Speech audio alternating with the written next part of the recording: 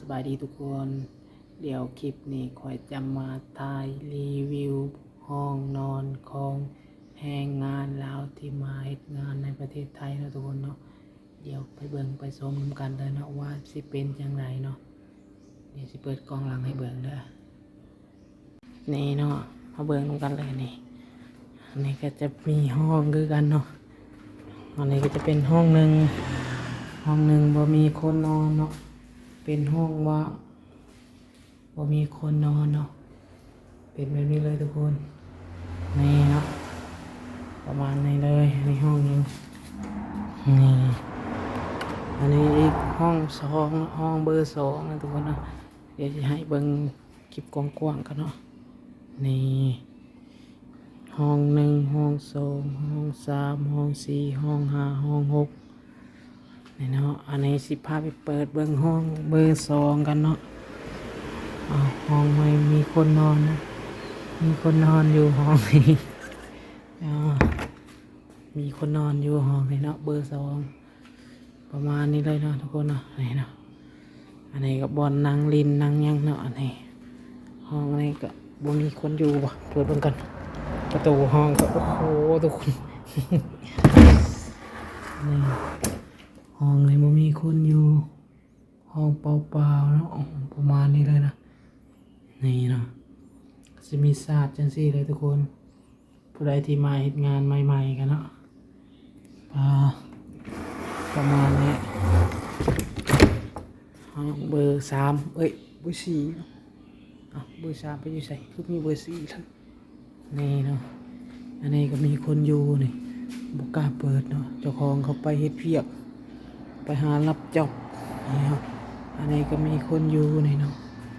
อันนี้ก็มีคนอยู่นี่ในห้องเบอร์หก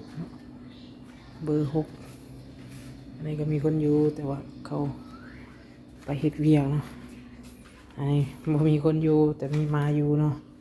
ห้องตู้เย็นนะทุกคนแล้วก็เปิดเบิ่งว่าตู้เย็นของแรงงานเรามีหยังแหน่มีน้ำกินนี่เนาะประมาณนี้เลยเนาะนี่บนนี้เลยนะพี่น้องอันนี้ก็จะเป็นเบ็ดเนาะนี่ประมาณนี้แล้วอันนี้ก็ห้องเบอร์ยังในเบอร์7เนาะอันนี้ก็มีคนอยู่เนาะนี่นะประมาณนี้ห้องก็เพพังหมดแหละอันนี้ก็จะเป็นครัวนะทุกคนอันนี้จะเป็นครัวบ่อนหางก็จะบ่อนตากเสื้อผ้าของคนงานเนาะนี่ประมาณนี้เลยเนาะอันนั้นก็บ่อนปิ้งปลาอันนี้ก็แก๊สนี่เนาะแก๊สเด็ดกับข้าวอันนี้ก็บ่อนถ้วยประมาณนี้เลยเนาะนี่บ่อนนั่งกินข้าวของพนักงานกินข้าวเหนียวกันทุกคนอันนี้ก็จะเป็นห้องน้ำเนาะทุกคนนะนี่สิเปิดให้เบิ่งห้องน้ำนี่เลยห้องน้ำมานี่เลยอันนี้ห้องอาบนะทุกคนห้องอาบนี่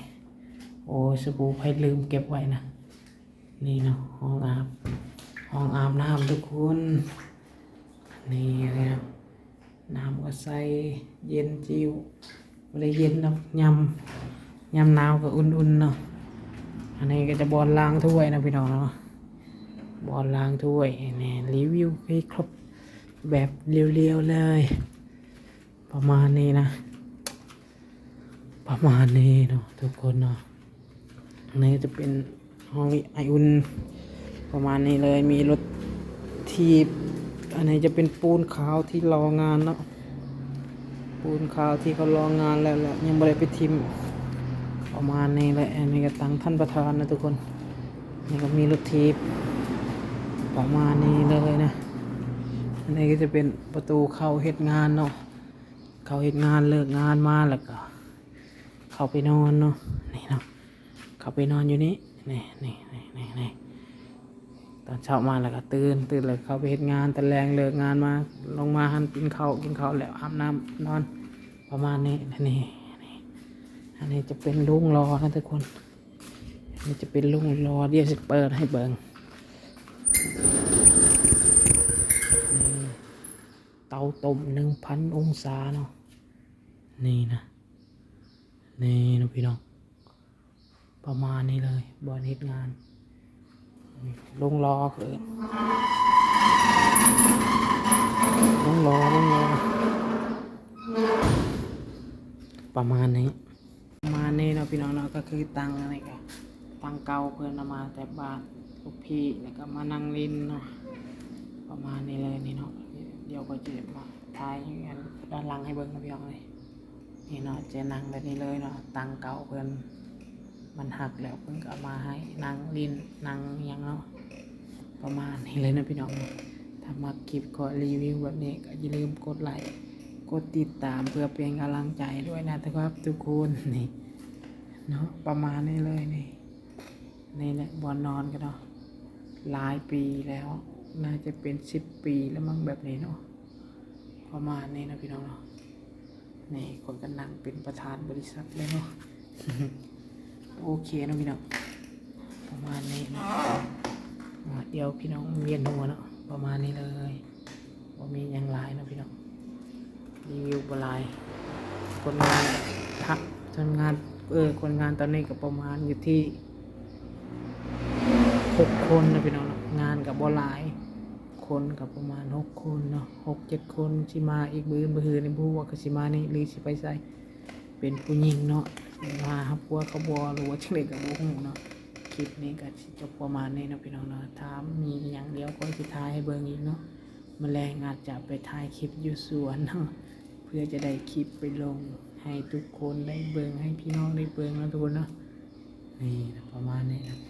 ไปสวนก็อาจจะขี่รถทีบนี้เพราะว่า